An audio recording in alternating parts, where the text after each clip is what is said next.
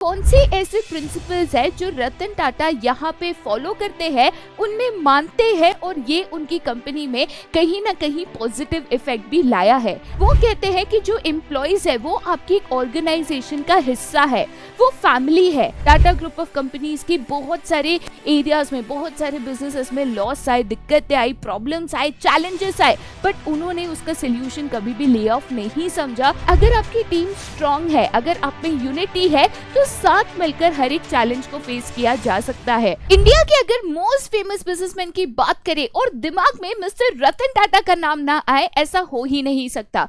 बहुत सारे youth, young generation की ये इंस्पिरेशन है और हमेशा रहेंगे।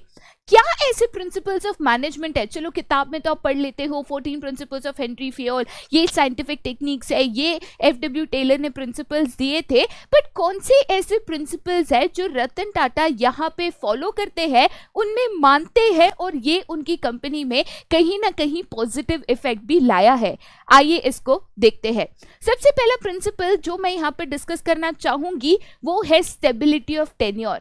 कभी भी किसी से बात करोगे, मतलब ऐसा हुआ था कि लिटरली मैं अपने एक दोस्त से बात कर रही थी कि भाई तुम जिंदगी में आगे क्या करने वाले हो, ठीक है? तो उससे मुझे कहा कि कुछ नहीं यार, 2-5 साल और काम करूंगा, रिटायरमेंट के वक्त मैं टीसीएस ज्वाइन कर लूंगा और वहीं से रिटायरमेंट लूंगा। सवाल ये था कि क्यों, मतलब क्यों रिटायरमेंट के टाइम आप एक कंपनी को टारगेट कर रहे हो? तो देखिए यहाँ पे mister Ratan Tata stability of tenure, जो प्रिंसिपल ऑफ हेनरी फियोल है, उसमें बहुत ज्यादा मानते हैं। वो कहते हैं कि जो एम्प्लॉइज है वो आपकी एक ऑर्गेनाइजेशन का हिस्सा है, वो फैमिली है। तो बुरे वक्त में उनका साथ छोड़ देना, बुरे वक्त में उनका ले ऑफ कर देना, ये बिल्कुल ही गलत है, क्योंकि उन्हीं के वजह से कंपनी बनी है। तो बुरे वक्त में उनका साथ देना ये कंपनी की जिम्मेदारी बनती है। कोविड-19 के टाइम जब बाकी कंपनीज ले ऑफ कर रही थी, एम्प्लॉय स्ट्रेंथ कम कर रही थी, जॉब्स में कट ऑफ कर रही थी, तभी मिस्टर रतन टाटा ने इसके खिलाफ भी आवाज उठाई थी और उन्होंने कहा था कि भाई ये एक बहुत ही खराब डिसीजन है कि बुरे समय में आप ले ऑफ कर रहे हो, जो कि आपको बिल्कुल नहीं करना चाहिए। टाटा ग्रुप ऑफ कंपनीज की बहुत सारे एरियाज में, बहुत सारे बिजनेसेस में लॉस आए, दिक्कतें आई, प्रॉब्लम्स आए, चैलेंजेस आए, बट उन्होंने उसका सोल्यूशन कभी भी ले ऑफ नहीं समझा और स्टेबिलिटी ऑफ टेन्योर को बहुत ही अच्छे से वो फॉलो करते हुए आए। नेक्स्ट इंपॉर्टेंट प्रिंसिपल की अगर बात करूं तो वो है द प्रिंसिपल ऑफ रेम्यूनरेशन। अभी रेम्यूनरेशन की बात करूं तो अगेन यहाँ पे हम बात करते हैं salary, wages, bonuses, perks etcetera.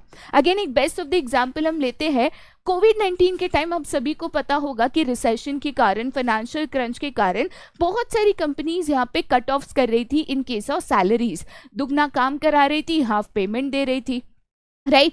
ऐसे केस में मैं उन कंपनीज की भी बात कर रही हूँ जो यहाँ पे नुकसान में नहीं थी, जो प्रॉफिट्स भी अर्न कर रही थी, बट फिर भी इसको एज अ मौका लेकर, एक्सक्यूज लेकर उन्होंने अपने पेमेंट्स को डिडक्ट करके कंपनी के प्रॉफिट्स को बढ़ाया था, जो कि बहुत ही गलत था। लेकिन again Tata group of companies ने ये बिल्कुल नहीं करा।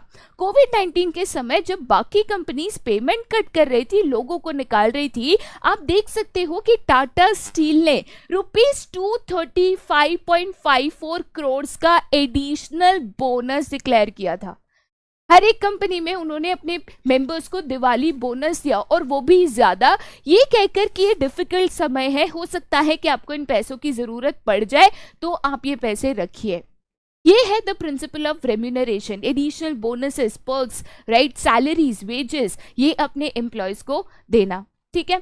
Third and the most important principle जो वो हमेशा से फॉलो करते आ रहे हैं वो है टीम वर्क। टीम वर्क हमेशा से टाटा ग्रुप ऑफ कंपनीज की स्ट्रेंथ रही है, एक प्रिंसिपल रहा है जो वो फॉलो करते हुए आए हैं।